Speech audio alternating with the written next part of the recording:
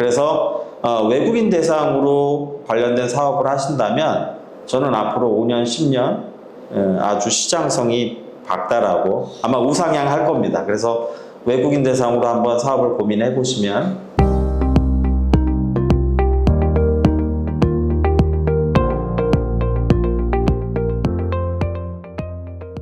안녕하세요. 반갑습니다. 서울 N호텔의 권진수입니다.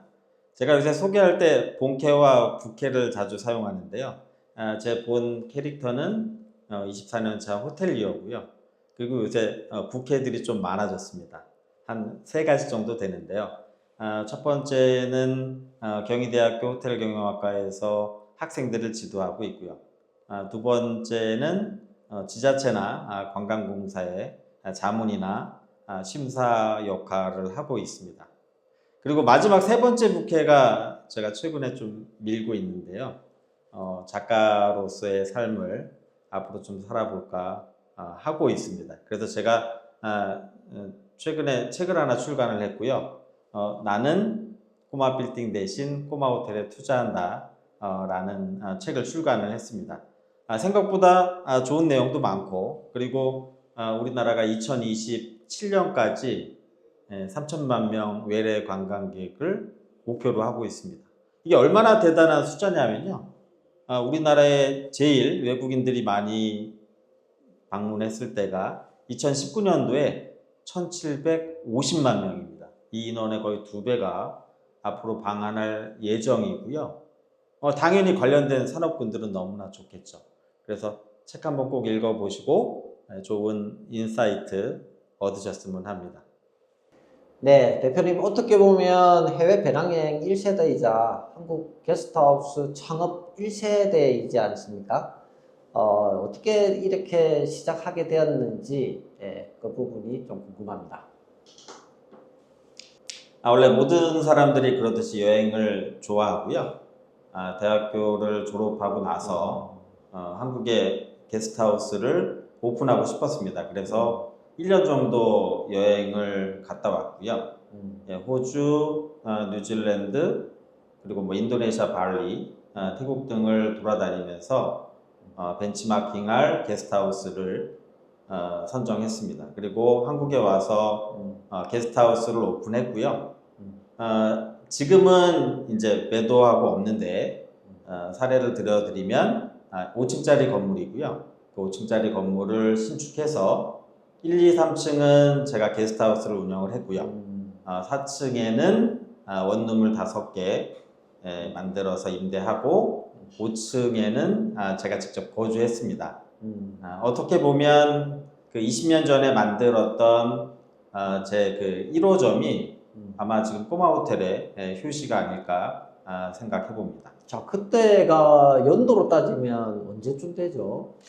아마 2000년도 초반이었을 겁니다. 2000년도 초반. 예. 근데 그때 이제 어떻게 보면 그 배낭여행을 한참 이제 우리가 90년대부터 다녔지만 본격적으로는 2000년 초반부터 좀 많이 나갔던 것 같은데, 그때 나간다고 해서 모두 다 이제 게스트하우스를 운영할 수 있는 건 아니잖아요. 제일 우리가 고민이 이제 돈 문제인데, 이제 아니 어떻게 그렇게 그 5층짜리 건물을 시작할 수 있었던 거죠? 어떻게 보면 좀 부모님에게 감사해야겠죠. 그러니까 남들보다는 조금 더 혜택을 입었고요. 저희 집에 재건축할 2층짜리 양옥 건물이 하나 있었습니다. 그래서 2층짜리 건물? 그래서 그 건물을 어떻게 보면 재건축해서 5층짜리 건물로 만들었던 거죠.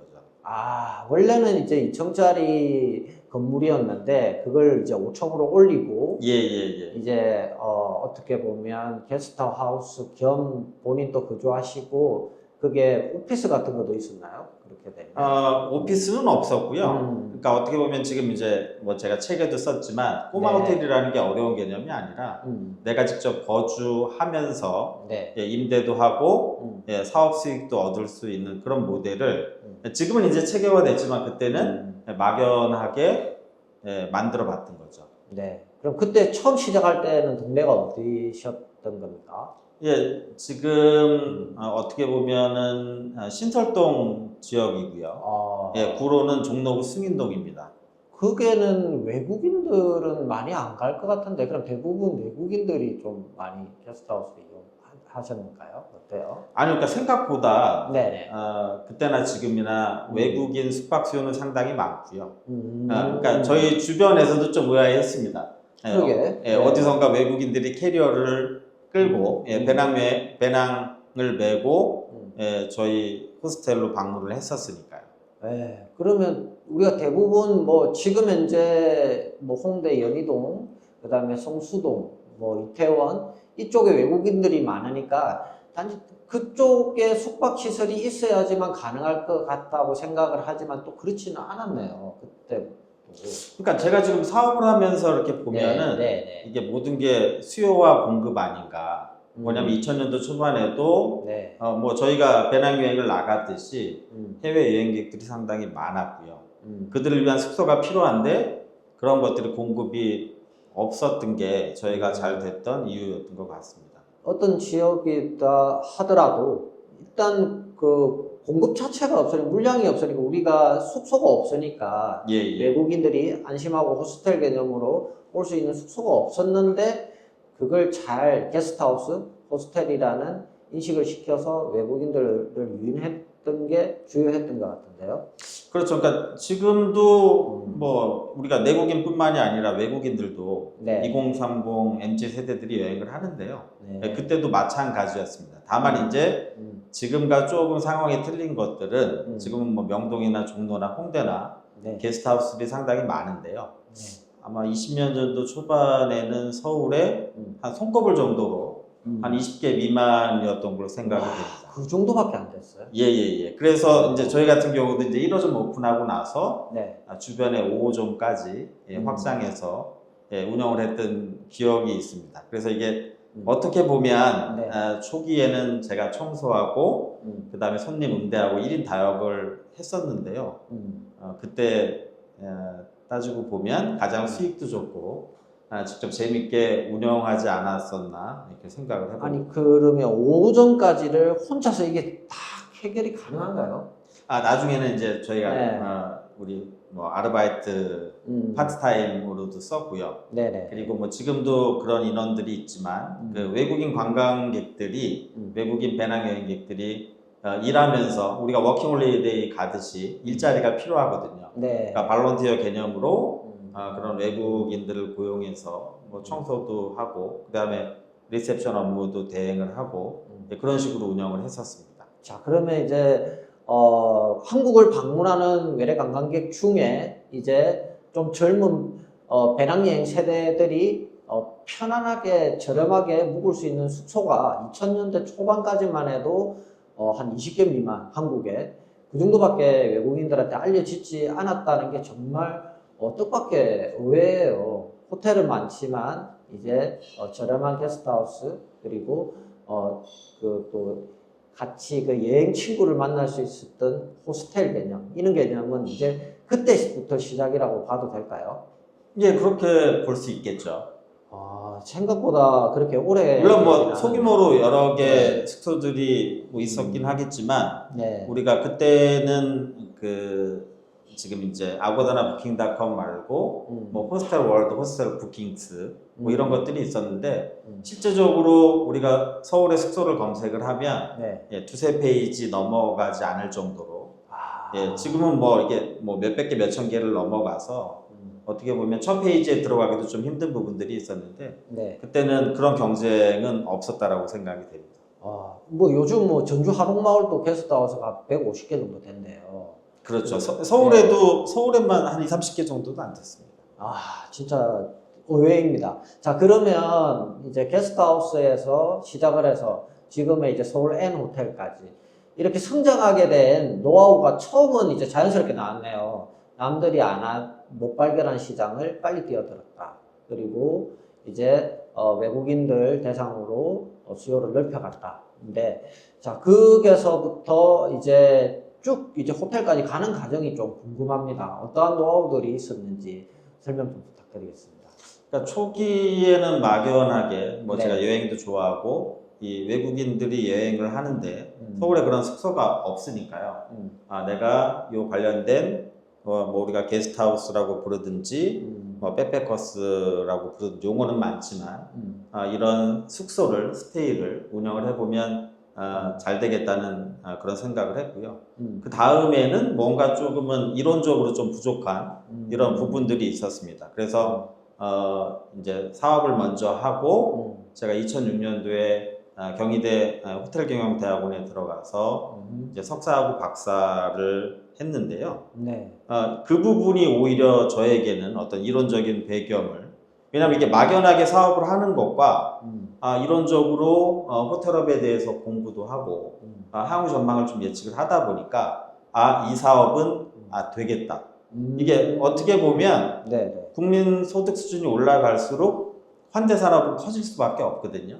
요새 우리가 뭐 5도 2촌이라고 하잖아요. 이제 네. 이것들이 국민 소득이 올라갈수록 오히려 2도 5촌으로 바뀔 확률이 많고요. 네. 그리고 또 어떻게 보면 요새 뭐 워케이션, 데일리케이션 여러 가지 용어들이 있잖아요. 네. 그러니까 결국에는 소득 수준이 올라가면 뭐 우리도 이미 선진국이지만 오히려 근로하는 시간보다 여가와 그리고 쉼이 있는 삶을 추진하게 될 겁니다. 그러면 어차피 저희가 관련된 숙박업, 관광업, 환대산업이 다 그 카테고리 안에 있잖아요. 네. 그러니까 관련된 산업은 더 커지고 그리고 저희 산업군은 항상 우상향하리라고 생각이 됩니다. 자, 그러면 이제 나의 사업에 확신이 있어야 확장을 할 건데, 이제 확장할 수 있었던 가장 큰 원인은 이제 경희대학교를 진학하면서 이제 거기서 네트워크가 생겼겠죠. 그리고 종사자분들, 교수님들한테 이제 그걸 통해서 이제 확신을 얻었고, 그래서 이제 사업이 확장을 해 나가는 운동력이 되었던 것 같아요. 자, 그렇다고 그걸 알았다고 해서 다 이제 호텔을 만들 수 있는 건 아니잖아요. 그 과정에 얼마나 많은 그는 고난의 세월들이 있었겠습니까? 20년이라는 시간인데, 그러면 이제 어떻게 보면 그 게스트하우스에서 호텔로 점프하는 그 과정이 굉장히 궁금해요. 대부분의 사람들이 이제 적당하게 돈 버는 게스트하우스를 운영하고 있으면 더 이상 확장할 생각은 못 하는데, 이 생각을 전환하는 게 굉장히 포인트인 것 같은데, 어떻게 그 생각을 전환하고 지금의 호텔을 만들게 되었는지가 좀 궁금해요. 네. 이게 가장 기본적으로 충실한 게 오히려 사업의 확장에 큰 도움이 됐다라고 생각하고요. 그 기본은 꾸준함인 것 같습니다. 그래서 이제 어쨌든 꾸준히 이 숙박업을 그다음에 이 호스텔을 운영을 하다가 보니까 뭐 작은 게스트하우스 호스텔도 좋지만 왜 우리가 뭐 호텔왕 힐튼 뭐 이런 책도 있잖아요. 예, 이런 글로벌 인터내셔널 브랜드처럼 나도 호텔을 좀 확장을 해봐야겠다. 예, 이런 생각이 있었습니다. 그래서 뭐 지금 서울 N호텔을 기준으로 100실짜리 이상 호텔을 이제 만들어 봤고요. 예, 그런 것들이 이제 사업의 원동력이 됐던 것 같습니다. 그렇죠. 이제 꾸준함이 가장 중요한 것 같다고 이야기를 하시는데, 사실 이게 너무 쉬운 답이 될 수가 있을 것 같아요. 그런데 저도 제가 만나봤던 고수들이 한결같이 이야기하는 거는 특별한 계기보다 이제 하루하루를 이제 충실하게 해 나가는 게 굉장한 게 중요하다. 이게 또 부지런해야 되겠죠, 그죠? 게스트하우스를 많이 운영했었지 않습니까?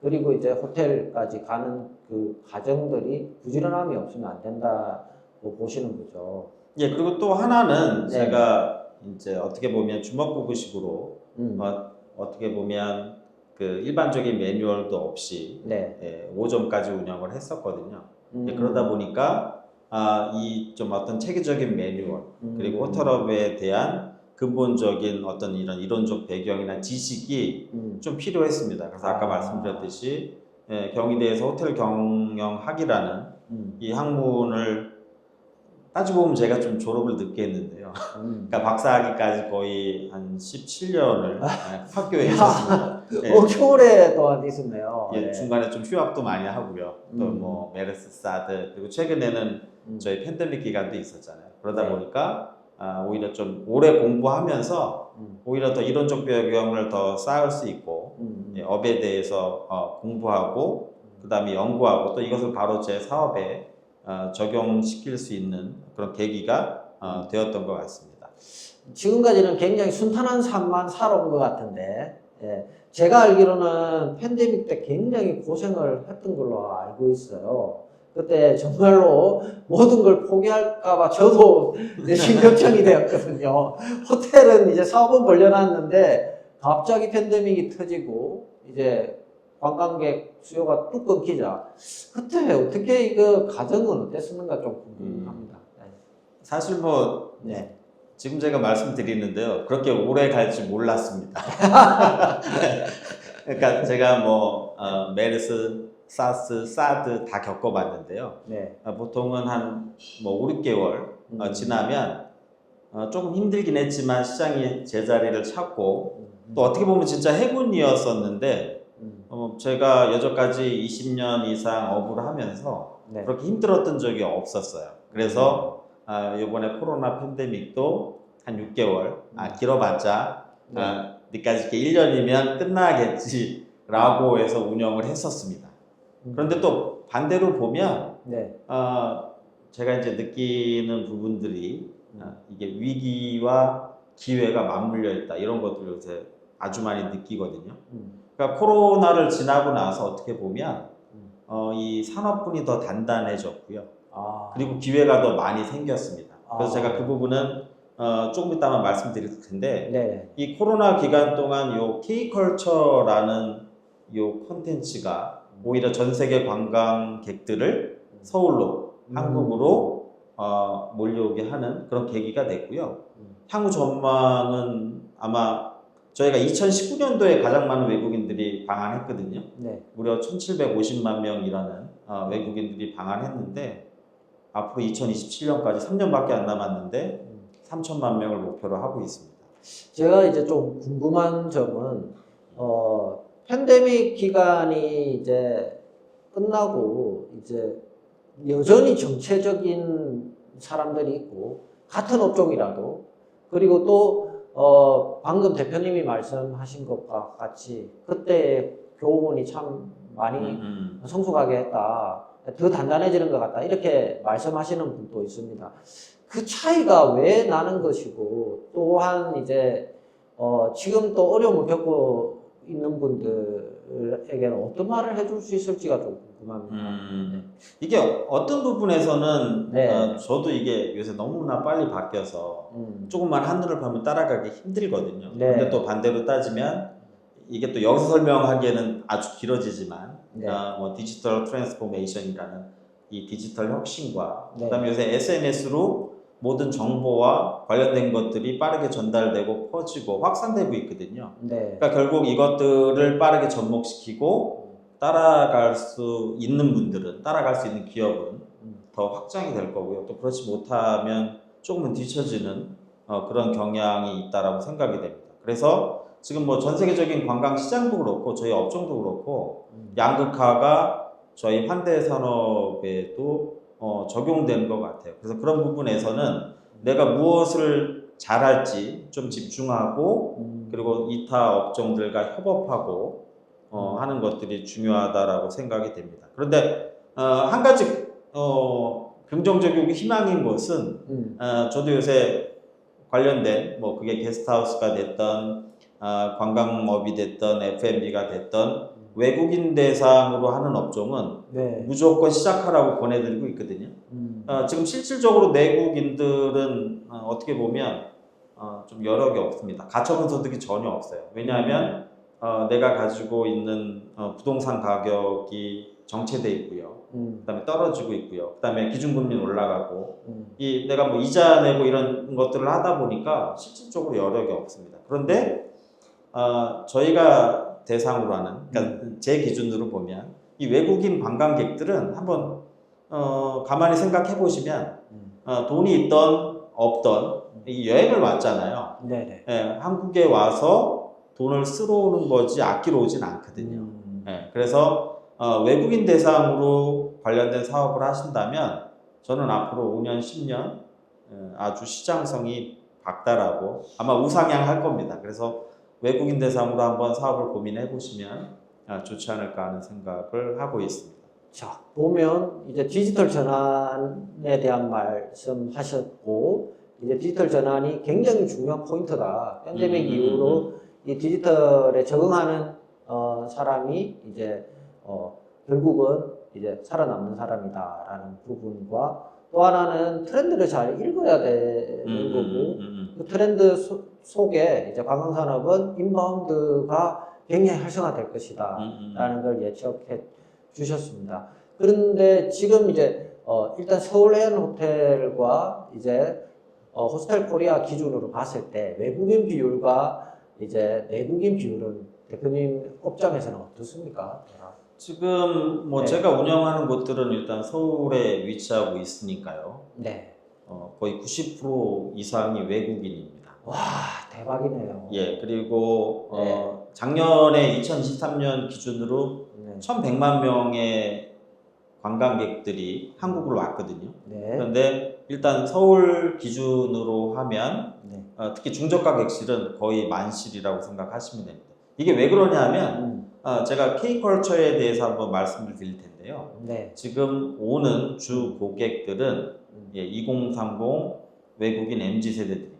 그러니까 이들의 특징은 네. 뭐 저희도 다 뭐 젊은 친구들은 주머니가 가볍잖아요. 네. 주머니가 가벼운 대신에 저가 항공을 타고 여행의 빈도가 높습니다. 네. 그리고 또 하나는 물론 뭐 관련해서 소비 수준의 여력이 많다라고 하면 좋은 호텔에 묵고 좋은 액티비티하고 좋은 관광을 하겠지만 다 그렇지는 않잖아요. 네. 그래서 지금 오는 외국인 관광객들의 성향들을 보면 네. 숙박비는 좀 비용을 아끼고요.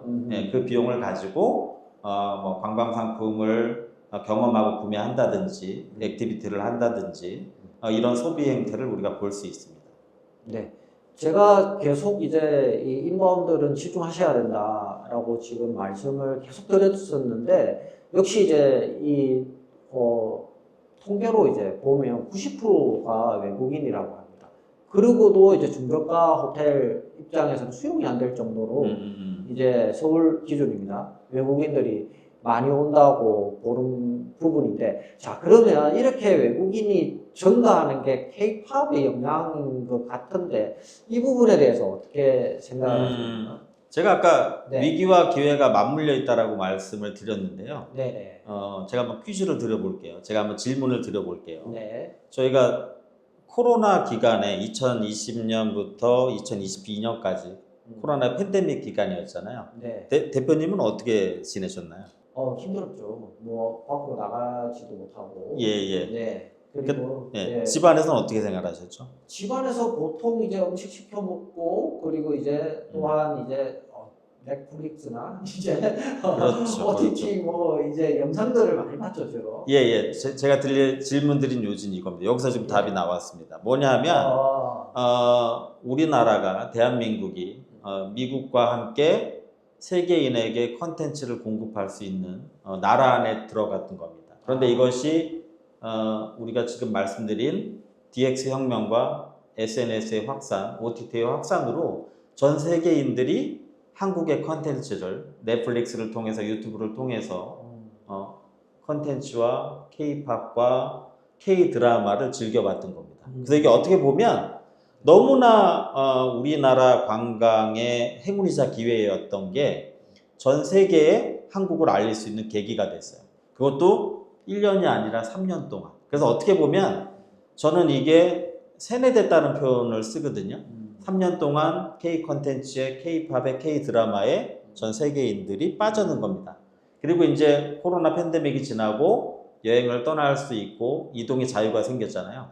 그래서 이제는 영국 런던이나 뉴욕, 도쿄, 파리처럼 세계인들에게 서울이 대한민국이 데스티네이션 시티에 포함이 된 겁니다. 그래서 이제 그 인원들이 지금 오고 있는 거예요. 그래서 그 중에서도 주요 타겟층이 한류와 관련된 2030 외국인 세대들이 오고 있는 겁니다. 제가 오늘 이제 을지로 입구역에서 이제 쭉 이태원역까지 이제 지하철을 타고 왔는데 이제 한참 하면서 보니까 이제 대부분의 외국인들이 왠지 모르게 익숙해요. 어떤 거냐면 예전에 외국인들은 좀 잘 안 꾸미잖아요. 그리고 이제 약간 자연스러운 내추럴한 분위기가 여행객들이 많았어요. 그런데 요즘에 한국에 오는 외국인 특징이 뭐냐면 화장이나 옷 입는 것들이 굉장히 우리가 OTT에서 봤던 모습들, 걸그룹의 모습들을 하고 있는 걸 흔히 봐요. 네, 그게 좀 특징이었던 것 같아요. 제가 오늘 오면서 보니까. 네. 그러니까 지금 대표님 말씀하신 것처럼 이제 정보의 확산이나 네. 그다음에 옷차림이나 관련된 컨텐츠의 확산이 예전처럼 뭐 언론이 주도하는 것이 아니라 개인이 주도를 하고 있고요. 너무나 빨리 퍼지고 그리고 그것들을 확산할 수 있는 힘을 가지고 있으면 문화를 지배하는 그런 현상이 생겨나고 있습니다.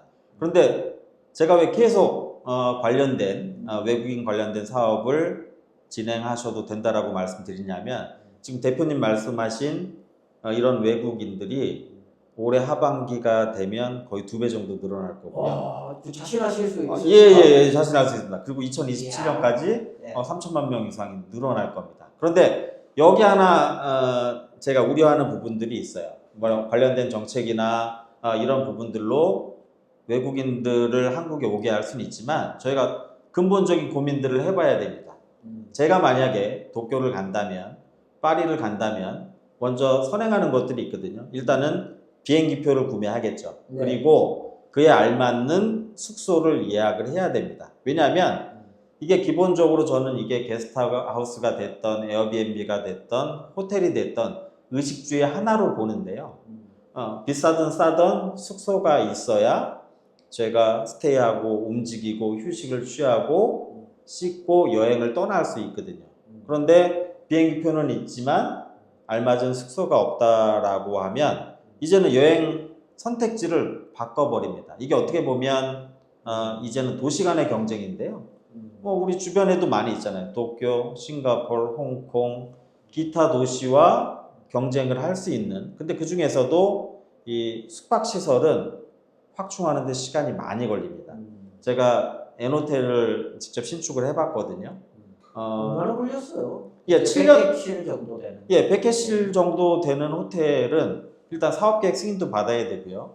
그리고 의외로 이 관광 호텔에 관련된 숙박업에 관련된 법규가 가장 인허가가 좀 까다롭습니다. 그래서 따져보면 실질적으로 사업계획 승인 받고 호텔로 준공해서 외국인들이 숙박하기까지 적어도 3년 이상의 시간이 걸립니다. 와, 그러면 받고 시작하는데 착수하는데. 예, 그렇죠. 그러니까 완공해서 어쨌든 건물이 형태가 갖춰져야 외국인들이 숙박을 하니까요. 그러니까 그러니까 만약에 내년에도 그다음에 지금도 외국인들이 꾸준히 오고 있는데요. 지금 당장 호텔을 착공한다라고 해도 이 호텔에 준공이 돼서 호텔이라는 건물이 만들어져서 외국인들이 숙박하기까지는 아마 2027년이 돼야 호텔로서의 기능을 할 겁니다. 자, 봅시다. 관광객들은 올 연말을 기점으로 2배가 늘었다. 그렇지만 호텔은 2배가 늘기까지 3년이 걸린다. 예, 맞습니다. 그 동안이 기회인 거죠, 완전히. 그래서 저는 꼬마 호텔 같이 이렇게 작은 사이즈들을 에어비앤비나 이런 것들은 만약에 리모델링으로 접근하시면 빠르면 3개월이면 되고요. 그리고 만약에 신축을 하더라도 우리가 뭐 4, 5층짜리 건물 신축하는 데는 길어도 1년이면 가능하거든요. 그러니까 빠르게 접근할 수 있고, 그 다음에 또 하나는 기존과는 조금은 틀려진 게 우리가 제일 많이 외국인들이 우리나라에 방한했을 때가 2019년도거든요. 네. 1750만 명 왔습니다. 그런데 제가 말씀드렸죠. 2027년까지 3천만 명 온다고요. 그러면 제일 많이 한국에 외국인들이 방한했을 때에 거의 2배 정도의 외국인들이 이제 한국을 방한하는 거죠. 그래서 또 이게 얘기하기는 좀 되게 조심스러운데요. 관련된 숙소는 조금 과하게 확충해도 이번에는 수요 공급에서 어긋나지 않을까. 왜냐하면 이게 똑같이 저도 이제 조금은 사업을 하다 보니까 모든 게 곡선이고 타동 같습니다. 그러니까 이게 안 좋을 때가 있으면 좋을 때가 있고요. 그런데 저희가 관광산업에 자꾸 집중하라고 말씀을 드리는 것은 곡선을 그리면서도 우상향이거든요. 저희 관광업종은. 왜냐하면 아까 말씀드렸듯이 우리나라는 이제 선진국이거든요. 그러니까 남들이 이제 일하는 것보다 휴식을 더 많이 취하고 여가를 더 많이 취할 거고요. 그리고 또 하나는 우리가 지식사회로 가고 있죠. 이제 육체노동을 하기보다는. 그러면 여가 시간이 많아질 겁니다. 그래서 워케이션, 데일리케이션 여러 가지 용어들이 생각나고 있고요. 그리고 남는 시간이 많아질수록 우리가 분명히 어떤 여가 산업을 방향만 좀 바뀌어갈 뿐이지 계속 확장되고 그다음에 발전할 겁니다. 중요한 보면 이제 올해에 이제 1,000만 명 이상 그러니까 완전히 회복이 되는 거고 팬데믹 이전으로 2027년까지 많게는 3배까지 관광객이 외래 관광객들이 증가할 수 있다고 예측을 합니다. 자, 이 부분에 있어서 저도 동의하는 게 이틀 전에 제가 박세상 대표 만났는데 근준수 대표님도 잘 아시겠지만 그 친구의 매출 목표가 올해 100억이래요. 자, 충분히 가능할 겁니다. 예, 아시죠, 그죠? 예, 예, 저도 그 부분에 대해서 동의하는 게 왜냐하면 전년 대비 올해 한복 렌탈이 그만큼 많았고요. 그리고 이제 정축하고 있는 건물들을 봤을 때 이제 외국인들 포커스로 맞춰져 있는데 그만큼 수요가 많다는 겁니다. 자, 그러면 이제 자, 이거는 기회입니다. 그죠? 기회인데 자, 이 기회라는 걸 알고도 못하는 부분들이 많은데 제가 이제 돈 이야기를 좀 해야 될 것 같습니다. 예. 본격적으로 이제 재테크 요즘 완전히 강풍이지 않습니까? 모든 유튜브에서 이제 재테크 부분에 대한 순위들은 최상위 그리고 스타트업에서도 재테크 관련된 순수익을 내는 스타트업들이 엄청 많습니다. 그래서 어떻게 보면 대표님은 트렌드도 잘 읽으시지만 또 관광산업에 또 계시지만 재테크의 또 달인이기도 해요. 그래서 이 부분에 대해서 재테크 이제 책도 이번에 내셨지 않습니까? 예, 제가 저렇게 책도 갖고 왔는데요. 예. 나는 꼬마 빌딩 대신 꼬마 호텔에 투자한다. 그러니까 이게 어떤 걸 말씀드리냐면 네. 지금 한국인들 가까운 일본과도 틀리고요. 다른 선진국들과는 조금 다른 투자 패턴을 보입니다. 그러니까 한국인들이 가지고 있는 자산 중에 70% 이상이 부동산 자산이고요. 그래서 한편으로는 부동산을 미워하기도 하지만 내가 가지고 있는 아파트가 가격이 올라가면 기운이 나는 것도 사실입니다. 그러니까 최근에 이 내수시장이 안 좋은 이유는 뭐 제가 초기에도 말씀드렸듯이 내가 가지고 있는 아파트 값은 자꾸 외부에서 떨어진다고 하고요. 그 다음에 기존에 받았던 금리보다 높아지니까 이자를 많이 내야겠죠. 그러니까 삶에 여력이 없는 겁니다. 그러다 보니까 그런 것들이 이제 내수시장에 안 좋은 영향으로 미치고 있고요. 대표님께서 이제 재테크 말씀하셨는데 제가 말씀드리는 투자는 아까 말씀드렸듯이 한국인들이 부동산에 대한 좋은 감정이 있습니다. 그리고 투자하고 싶어 하고요. 그런데 아파트가 가지고 있는 단점은 내가 머물면서 내가 살면서 스테이하면서 사용할 수 있는 사용 수익은 있어요. 그리고 향후에 매매 차익은 있습니다. 그런데 단점이 뭐냐 하면 임대 수익이 없어요. 돈도 묶이기도 하면서 이제 당장 돈이 안 들어오지 않습니까? 예. 그래서 저한테 요새 이제 컨설팅 의뢰를 하시는 분들 중에 어떤 분들이 많으시냐면 이제 50대, 60대 분들이 뭐 가령 강남을 기준으로 한번 해보겠습니다. 반포나 압구정에 30억, 40억, 50억짜리 아파트를 가지고는 있어요. 가지고는 있는데 실질적으로 아이들도 다 출가하고 또 부부가 산다든지 뭐 실질적으로 우리가 아파트에 객실이 3개라고 하면 하나만 쓰고 나머지는 그냥 노는 상황입니다. 그러다 보니까 또 어떤 분들은 이제 아파트가 많이 올랐죠. 우리가 2020년, 21년, 22년 그러다 보니까 좀 이게 꼭지가 아닌가 하시는 분들이 있고요.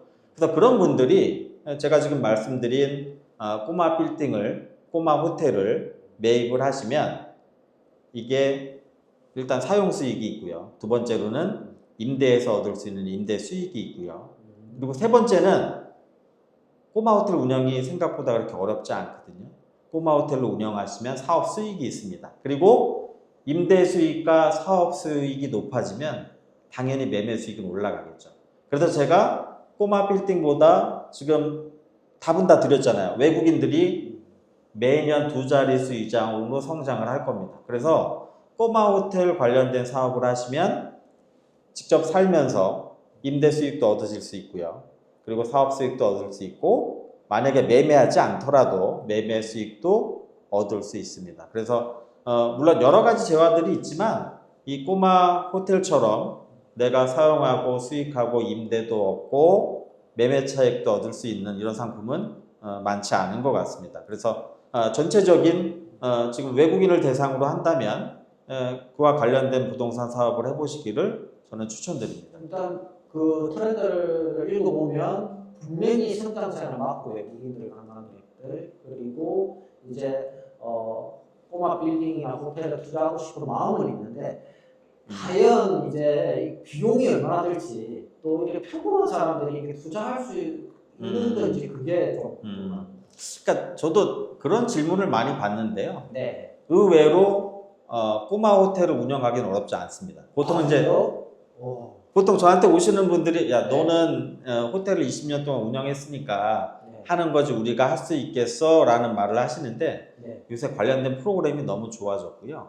그 다음에 두 번째로는 내국인이 됐던 외국인이 됐던 비대면 서비스에 익숙합니다. 그래서 어떻게 보면 객실 청소만 잘 깨끗하게 해놓으시면 뭐 외국인들과 만나지 않고도 충분히 운영하시면서 고수익을 얻어 가실 수 있습니다.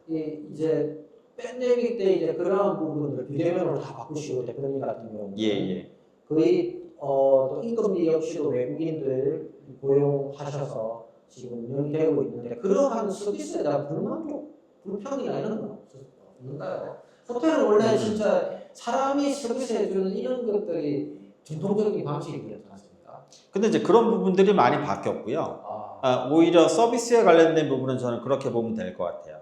우리가 가성비라 그러잖아요. 그러니까 외국인들도 가성비. 물론 좋은 서비스를 받으려면 좋은 호텔에 가야겠죠. 그런데 서울 시내에서 스테이할 수 있는 가격은 마지노선이 있습니다.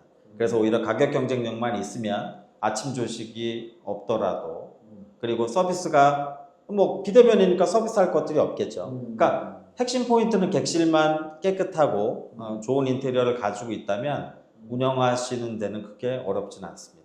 네, 그러면 이제 초기 자본이 그래도 대략이라도 이게 내가 근접할 수 있는 건지라는 건데 예를 들어서 이제 맥객실 기준에 우리 사실 그 관광인은 로망이 있잖아요. 호텔 오너가 되는 꿈이 있잖아요.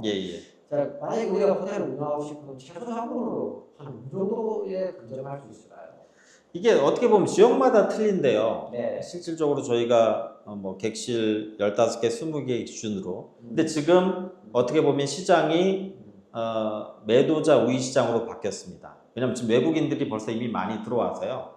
시장에 아마 임대 물건을 알아보시면 임대 물건이 거의 없을 거예요.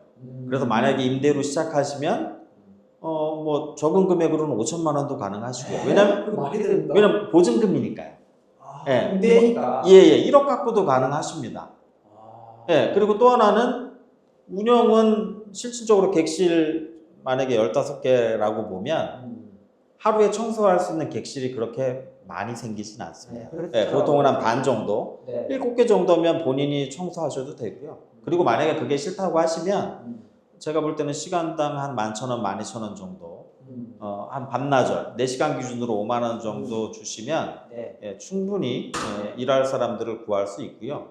그리고 나머지는 비대면으로 운영하시니까 생각외로 그러니까 제가 자신 있게 자꾸 운영하고 시작해 보시라고 말씀을 드리는 게 우리가 일반적으로 커피 전문점 하나 오픈하더라도 서울 기준으로 한 2, 3억 정도 들어갑니다. 그리고 그리고 실질적으로 그렇게 많은 수익을 또 얻지도 못해요. 어떻게 보면 이게 세컨잡으로 운영할 수 있는 게 아니라 올인을 해야 되고요. 그런데 아마 대표님도 경험이 있으시지만 그렇죠. 저도 이제 지방에서 임대할 때 뭐 이래저래 하니까 한 3억 들더라고요. 그럼 제가 그 지방에 임대할 게 아니라 그 당시에 이제 저희 객실이 10개였거든요. 지방에. 그리고 FMB에 약간 욕심을 내면서 힘들었는데 그럴 바에는 차라리 서울에서 맞습니다. 그리고 이 뭐 F&B 매장이나 다른 자영업들은 어쨌든 계속 손님들을 응대하고 어렵더라고요. 예, 생각보다 쉽지 않습니다. 계속 서비스를 해야 되고요. 그런데 숙박업의 기준은 뭐 운영해 보셔서 알지만 초기 세팅만 잘 해놓으면 진짜 손이 안 가더라고요. 예, 그 다음에는 거의 루틴하게 돌아갈 수 있는. 그래서 제가 1호점을 뭐 5개까지 주변에 운영할 수 있었던 것은 예, 그런 것들이 이유가 아닌가 싶습니다. 그러니까 생각외로 제가 볼 때 숙박업만한 사업은 없어요. 그런데 왜 임대보다는 매매로 진행하시라고 권하냐 하면 일단 임대보다는 내 건물이면 투자하기가 쉽고요. 그리고 또 하나는 임대는 내가 임대료를 내야 되잖아요. 건물주한테. 근데 건물을 가지고 계시면 그 임대료가 안 나갑니다. 그리고 또 하나는 물론 서울을 기준으로 하고요. 서울과 뭐 부산이나 뭐 대도시권을 기준으로 한다라고 하면 일단 부동산 가격은 떨어지지 않습니다. 그리고 또 하나가 지금 인플레이션이 되게 높잖아요.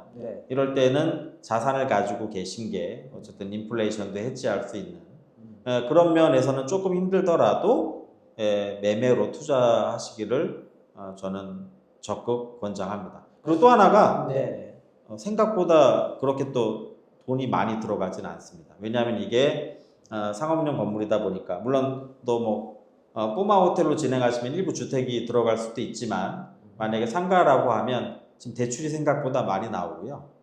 지금 팬데믹이 끝나고 지금 대출이 몇 프로까지 볼까요? 제가 최근에 물론 또 이게 뭐 본인의 신용도나 사람마다 좀 차이는 있지만 한 4% 중반 후반 정도면 많이 내렸네. 예, 대출이 가능하시고요. 그리고 저 같은 경우에도 감정가의 70% 정도. 보통 일반 주택은 그렇게 안 나옵니다. 주택은. 하지만 이거는 이제 뭐 상가니까요. 만약에 상가로 가신다라고 하면 70%까지 대출이 가능하십니다. 그러면 좀 더 현실적으로 들어가서 이제 한 상가 하나를 매입하는 게 대략 비용이 이제 뭐 지역에 따라 워낙 편차가 크겠지만 서울 기준으로 약간 매각에 상가 하나를 구입할 수 있는 비용이 한 어느 정도 보면 될까요? 근데 이게 지금은 조금 애매해진 게 서울은 부동산 가격이 너무 많이 올랐습니다. 그래서 오히려 서울 기준으로 하면 저는 만약에 가지고 계신 건물이라든지 좀 저평가된 지역을 잘 찾으셔야겠죠. 찾아서 투자하시는 걸 권하고요. 제가 아까 말씀드렸듯이 지금 수요와 공급의 이 곡선이 깨졌거든요. 그러니까 저희가 공급하는 객실보다 외국인들이 기하급수적으로 늘어나는 그런 시기입니다. 그래서 어떻게 보면 기존의 외국인들이 잘 못 가던 안 가던 뭐 강북구라든지 뭐 노원 지역도 저희한테 문의가 들어오시는데요. 노원까지. 그러니까 이게 이런 겁니다. 만약에 공항 버스만 있다라고 하시면 주변에 그 다음에 전철역 근처라고 하시면 저는 오픈하라고 권해드려요. 왜냐하면 도심권에서 만약에 객실 가격을 우리가 10만 원을 받는다라고 가정을 해보면 노원 지역에서 5만 원에 객실을 공급하신다면 안 갈까요?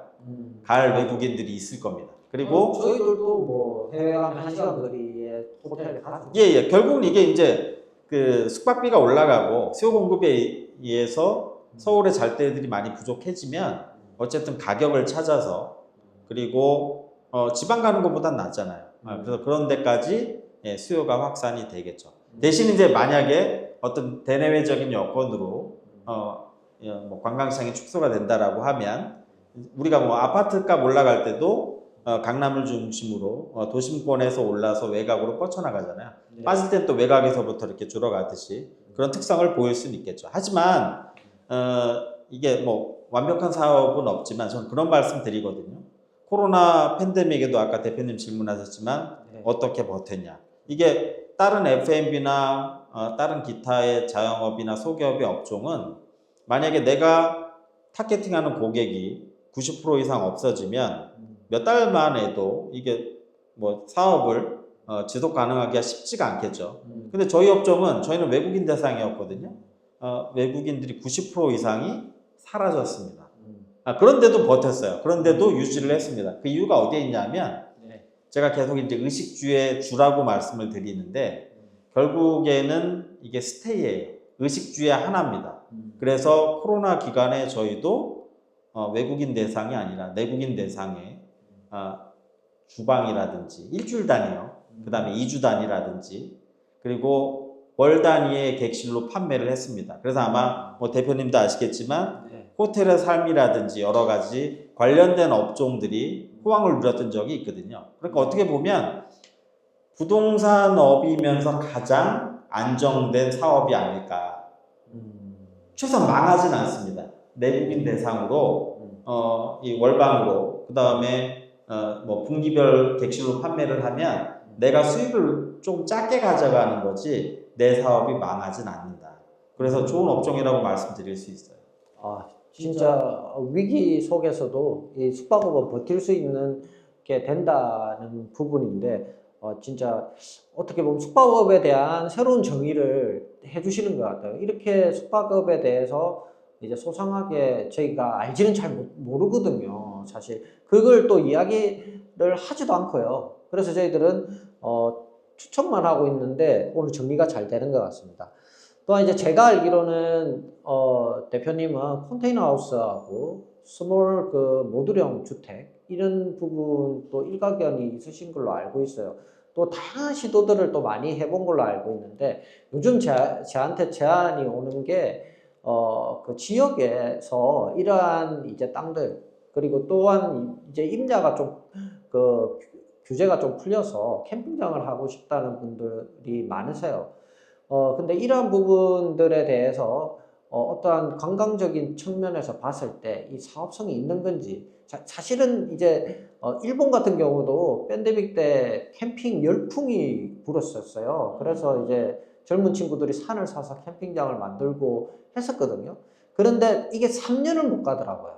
이후에 이제 지금 어떠냐면 캠핑 산업이 완전 급속도로 하락하고 있고 진짜 상징적인 이제 스노피크라는 브랜드, 이제 캠핑 용품 중에 상징적인 브랜드가 상폐가 될 상황까지 놓여 있는 상황이거든요. 그래서 이게 단지 이게 분위기가 아니겠느냐. 이게 지금 지방에서 이제 이러한 캠핑장이나 이제 모듈형 주택 이런 부분들을 시도해 볼 수 있는가? 이런 부분에 대한 인사이트가 좀 궁금합니다. 네, 제가 지난달에 사단법인 캠핑 아웃도어 진흥원의 이사로 선임이 됐거든요. 네. 이 최근에 이 캠핑과 아웃도어 관련된 인원은 급격히 확산하고 있고요. 그리고 또 어떻게 보면 우리나라가 삼면이 바다잖아요. 그래서 저는 이와 관련된 산업분들은 너무나도 빨리 또 확산되고 발전하리라고 생각이 됩니다. 왜냐하면 저희가 소득 수준이 올라가면 그것에 맞춰서 언제나 유행하는 액티비티와 관련된 산업군이 있습니다. 그 대표적인 예가 뭐 서핑이나 이제 요트가 활성화될 거고요. 그리고 또 하나는 이제 어떤 면에서는 우리나라 국민들이 조금은 자신감을 갖고 그다음에 우리가 가지고 있는 것을 좀 더 홍보해야 할 것 같아요.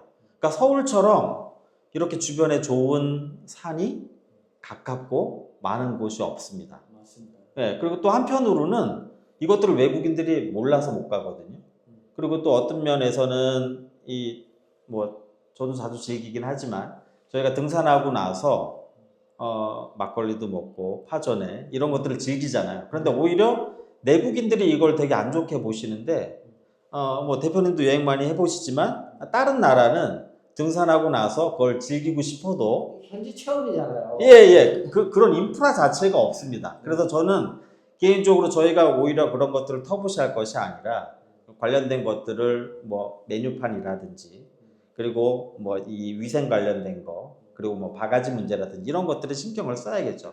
신경을 써서 오히려 이것을 관광 상품으로 하나 만들어 보는 것도 저는 좋을 것 같고요. 그리고 아까 이제 뭐 일본에서 이 산업군이 이제 좀 급격하게 아까 뭐 관련된 그 용품점이 뭐 상폐당하고 이런 말씀하셨는데 그런 것들은 좀 반면교사 삼아서 다시 재정비해서 만든다라고 하면 오히려 더 일본의 사례가 저에게 어떤 기회가 되지 않을까 그런 생각들을 해봅니다. 그리고 최근에 제가 이제 경희대에서 저희 4학년들은 캡스톤 디자인이라는 수업을 제가 진행을 하고 있거든요.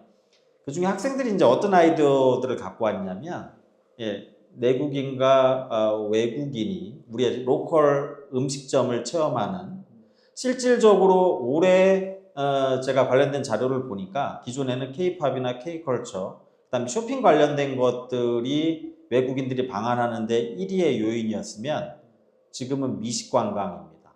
그러니까 의외로 우리나라가 먹거리도 많고 외국인들이 되게 즐겨하고 싶어요.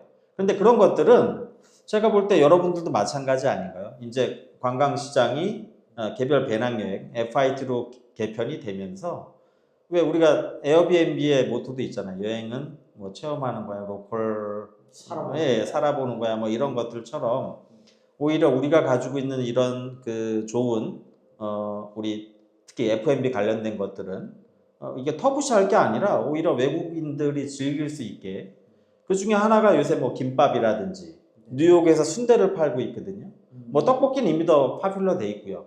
불닭 같은 경우도 너무 맵지 않나라고 했는데 지금 불닭을 판매하고 있는 삼양식품이나 농심의 주가가 여러분들 보시면 뭐 20-30%씩 증가하고 있습니다. 그래서 조금은 이제 저희가 가지고 있는 요 문화와 관광에 좀 자신감을 가지고 오히려 외국인들에게 이것들을 더 쉽게, 그다음에 편리하게 다가갈수록 개발할 수 있는 것들이 저는 더 필요하다라고 생각을.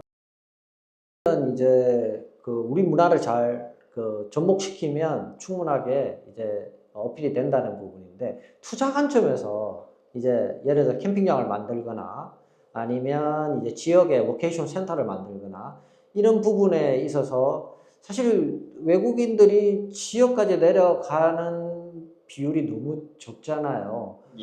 예, 투자 관점에서 보면 어떨까요? 일단 조금 이것은 장기적인 관점으로 봐야 되고 긴 호흡으로 봐야 됩니다. 그런데 분명히 발전시키고 진행해야 될 이유는 앞으로 1,000만, 2,000만, 3,000만을 넘어서 외국인 관광객들이 꾸준히 방한을 할 텐데요. 서울에만 머물고 가는 이런 안타까움이 있습니다. 그러다 보면 일본처럼 오버투어리즘이 생기죠. 예. 벌써 뭐 지금 북촌이나 일부 지역들은 오버투어리즘 얘기가 나오고 있습니다. 그래서 이렇게 온 관광객들을 지방까지 연계시킬 수 있는, 근데 지금 보면 어떻게 보면 조금은 죄송합니다. 좀 근시안적으로 눈에 보이는 것들만 진행하는 경우들이 있어요. 가령 뭐 지역의 벽화 그리기라든지 어떤 인프라 자체를 개선하고 보충하는 것이 아니라 단순히 좀 눈에 보이는, 왜냐하면 외국인 관광객들이 가령 우리가 뭐 지방에 뭐 양양이 됐던, 그 다음에 경주가 됐던, 뭐 천안이 됐던 여행을 한다라고 한번 외국인 입장에서 한번 생각을 해보세요. 실질적으로 교통편이 편리하지 않습니다. 그 다음에 관련된 그 안내 문구라든지 그리고 관련된 예약 체계가 서울 외 지역은 너무나 불편한 게 사실입니다. 그리고 실질적으로 내국인들은 문제가 없지만 또 외국인 관광객들 중에 여성 고객이 70% 이상이에요.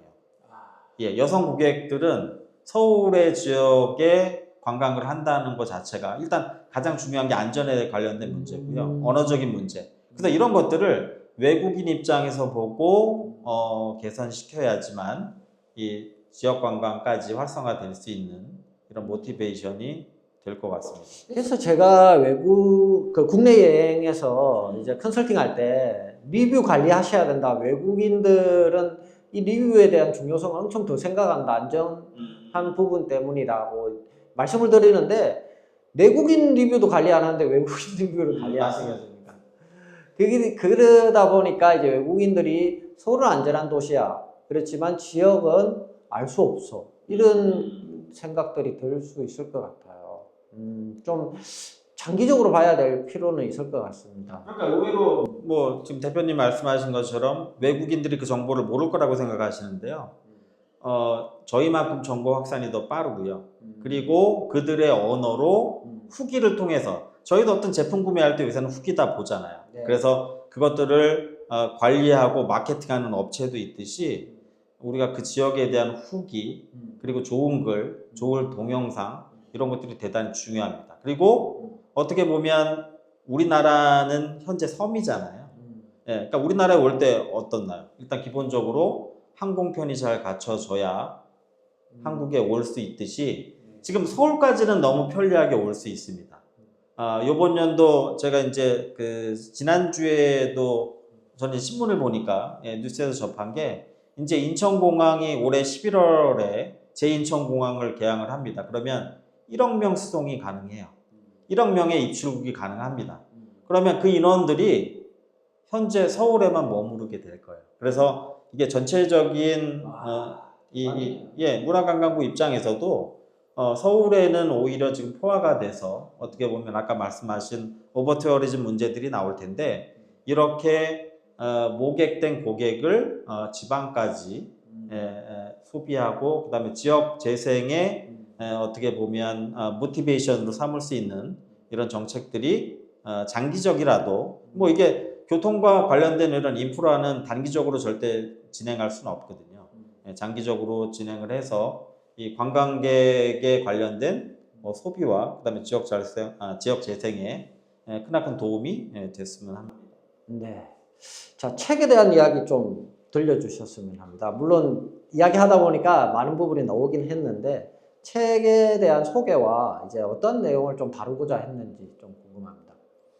아까 말씀드렸듯이 지금 대한민국 국민은 부동산에 대한 관심들이 너무 많고요. 그런데 기존에 가지고 있는 아파트는 사용 수익과 그다음 매매 수익밖에 없죠. 그래서 꼬마 빌딩에 관심을 가지시는 분들이 많은데요. 꼬마 빌딩이 뭐 외형이라든지 그다음에 전체적인 구성은 꼬마 호텔과 별 차이는 없습니다. 하지만 문제점이 뭐냐 하면 팬데믹 기간이 지나고 나서 일반적인 리테일 샵들이 잘 운영이 안 돼요. 그래서 뭐 홍대 지역도 메인통은 괜찮지만 이면도로로 가면 1층도 공실이 있는 것들을 많이 볼 수 있습니다. 그리고 실질적으로 지금 수익률 면에서 보면 2, 3%도 나오지 않는 그런 실정이에요. 그런데 이것을 꼬마 호텔로 변경을 하게 되면 첫 번째는 제가 4층짜리 건물을 한번 예를 들어 볼게요. 여기 4층짜리 건물이 있습니다. 그러면 4층에 제가 직접 거주하면서 일단 임대료가 안 들어가죠. 사용 수익할 수 있는 사용 수익이 생깁니다. 그리고 1, 2, 3층을 가령 1층에는 커피 전문점이 있고 2층, 3층에는 꼬마 호텔이 있다고 제가 예를 들어 볼게요. 그러면 1, 2, 3층을 임대하시면 기본적으로 일반적인 상가를 임대하시는 것보다 사무실을 임대하시는 것보다 수익률이 조금 더 생깁니다. 그리고 아까 말씀드렸듯이 꼬마 호텔 운영이 그렇게 어렵지 않아요. 직접 운영하시면 2, 3%가 나오는 수익률에 적어도 3, 4배 많은 데는 1부 이상 나오거든요. 그 수익률을 가져갈 수 있습니다. 그래서 제가 어차피 지금 저희 채널이 관광인들이 많이 보는 채널이잖아요. 그래서 제가 한번 팁을 드리자면 똑같은 4층짜리 건물을 꼬마 호텔을 매입을 하셔서 여행사 하시는 분들, 관광 관련돼서 하시는 분들 많으시잖아요. 1층에 트래블 카페를 운영해 보세요. 트래블 카페를 운영하면서 관련된 여행 상품을 판매를 하는 겁니다. 그리고 아까 말씀하셨던 한복과 관련된 한복샵을 운영을 해도 되고요. 그리고 내가 여행사를 운영을 하고 있으니까 모객한 고객들이 2층, 3층에 거주를 하면 관련된 꼬마 호텔 수익률도 가져가실 수 있잖아요. 그러면 내가 내 업을 운영하면서도 적어도 한 달에 월 1,000만 원, 1,000만 원 이상 가지고 갈 수 있는 훌륭한 투자 수익률이 나올 수 있는 부동산이 됩니다. 우리 산업에 계신 분들 중에서도 이제 본인이 소유하고 있는 상가가 있거나 그리고 좋은 조건에 임대할 수 있다면 이제 본인의 업을 영위하면서 이러한 이제 꼬마 호텔도 같이 한번 해보는 것도 하나의 방법이기도 합니다. 근데 사실 우리는 진짜 이 여행사는 여행업밖에 생각을 못 했는데 이런 숙박업과의 결합, 숙박 역시도 이제 앞으로는 체험 상품에 대한 연계 판매 이런 부분으로 향후에 이제 발전하지 않을까 이런 생각이 좀 듭니다. 예, 제가 20년 전에 뭐 여행했던 여행 선진국들을 보면 보통 꼬마 호텔들이 그렇게 운영이 되고 있거든요. 그러니까 단순하게 숙박만 사업해서 돈 버는 것이 아니라 관련된 액티비티를 같이 판매를 하고요. 맞아요. 그리고 보통 주인장이 같이 진행하는 경우도 있고요. 그러니까 저도 초기에는 제가 게스트하우스를 운영을 하면서 스키 캠프를 제가 직접 운영을 했습니다. 카니발을 하나 구입해서, 저도 뭐 제가 스키 타고 여행하는 거 좋아하니까. 그래서 재밌는 것은 일단 고객들 만족도도 너무 높고요. 제가 스키 캠프에 4명, 5명 고객들을 모객해서 가면 하루에 50만 원 정도 수입을 얻었습니다. 그러니까 이게 어떻게 보면 꽁도 먹고 알도 먹는 좋은 사업이지 않을까. 그리고 또 하나가 여러분들 임대해 보셔서 알지만 임대라는 거는 내 건물이 아니잖아요. 내가 인테리어에 투자하기에도 어려움이 있고, 또 하나는 이 건물주 눈치를 본다는 게 매년 월세를 올리지 않을까. 또는 건물주가 나가달라고 얘기하시면 또 나가야 되잖아요. 그래서 이런 부분들을 다 해지할 수 있는 것이 결국에 내가 관련된 산업을 하면서 수익도 얻고, 그리고 향후에 부동산 시대 차익도 얻을 수 있는 좋은 부동산 투자라고 저는 생각을 합니다. 여기서 이제 한 가지 좀 말씀드리고 싶은 건 종합여행업에 가입되어 있어야 되고 강화통역 안내사 자격증이 있어야 되는 부분이 있습니다. 그래서 이러한 부분들을 유지하고 있는 상태에서 숙박업도 같이 할 수 있거든요. 저희 같은 경우가 그런데 저희들은 종합여행업, 숙박업, 뭐 컨설팅 사업, IT 개발 다 관련된 이제 그걸 가지고 있는데 이게 그렇게 어려운 건 아니에요. 그래서 이제 요즘은 종합여행업이 자본금도 많이 낮아졌고 하기 때문에 5천만 원 아닌가요? 네, 맞습니다. 그래서 쉽게 이제 할 수 있는 부분이기 때문에 이왕이면 뭐 합법적으로 하면 충분히 가능할 것 같습니다. 자, 그러면 이제 마지막으로 대표님 앞으로 계획하고 그 다음에 또 어떤 활동들을 준비하고 계신지 좀 말씀해 주시면 감사하겠습니다. 네, 제가 이제 24년차 호텔리어인데요. 이제는 어떻게 보면 제가 가지고 있는 경험과 지식을 다른 분들에게 좀 전수하고, 그리고 봉사할 수 있는 일들을 좀 하고 싶습니다. 그리고 또 하나가 작가로서의 삶을 좀 준비를 하고 있는데요. 이번에 쓴 책도 제가 가지고 있는 경험과, 그리고 또 실패의 경험도 상당히 좋거든요. 그런 것까지 다 이제 담아서 책을 한번 출간을 했습니다.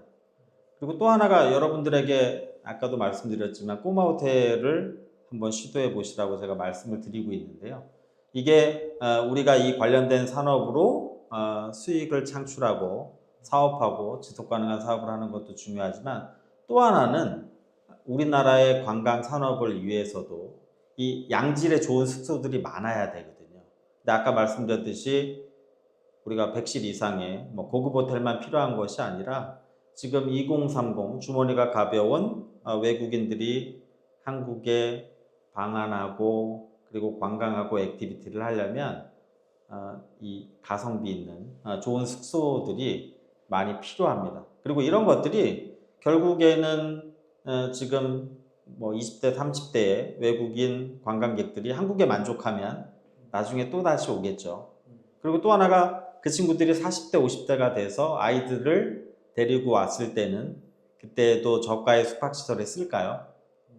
제가 볼 때는 물론 그 시설을 쓰는 사람도 있겠지만 오히려 고급 호텔을, 그 다음에 가족 호텔을, 특급 호텔을 사용한다라고 생각합니다. 그래서 어떻게 보면 이 저가의 양질의 숙박시설을 활성화하고 살리는 것이 이 연어처럼, 제가 이제 연어 이론이라고 생각을 하는데, 이 관광객들이 다시 재방문하고 다시 찾을 수 있는 훌륭한 모객 효과가 되는 좋은 시설이라는 생각을 하고 있습니다. 그래서 이런 관련된 꼬마 호텔이 많이 확충되고 좋은 가성비 있는 숙소가 한국에도 서울에도 많았으면 하는 바람이고요.